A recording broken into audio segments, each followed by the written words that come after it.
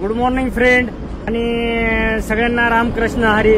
तर मित्रांनो, मी आज कालपासून काही लोकांना आणि काही कमेंट वाचल्या, काही लोकांशी बोललो मी, पत्रकार माझे मित्र आणि काही मीडियातील आणि काही वकील, काही पोलीस अधिकारी यांना मी यांच्याशी संवाद साधला तेव्हा मला असं जाणवलं की आता पळून उपयोग होणार नाही।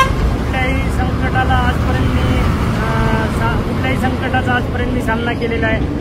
त्याप्रमाणेच मित्रांनो, मी फेस करणार आहे आणि मी महाराष्ट्र पोलिसांना, बीड पोलिसांना सरेंडर होण्याचा निर्णय घेतलेला आहे मित्रांनो। कारण सिस्टमच्या विरोधात जास्त दिवस लढता येत नाही हे मला जाणवलेलं आहे। तर मी लवकरच म्हणजे माझे दोन्ही मोबाईल आता चालू करणार आहे लगेचच 5-10 मिनिटानंतर। मला कॉल करू नका, मला त्रास होतो, मला मेसेज करा, मी प्रत्येकाचे मेसेज वाचतो आणि रिप्लाय देतो। तर मित्रांनो, कारण काय, आता मी ज्यांच्यावर आरोप केले तेच आता भाजपमध्ये प्रवेश करणार आहेत आणि धनंजय मुंडे आणि ते काय म्हणतात ते वॉशिंग मशीन मधून आता ते क्लीन होऊन बाहेर येणार आहेत।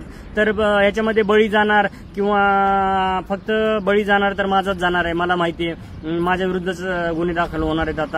आता तर एक झालाय, अजून 2-4 होतील।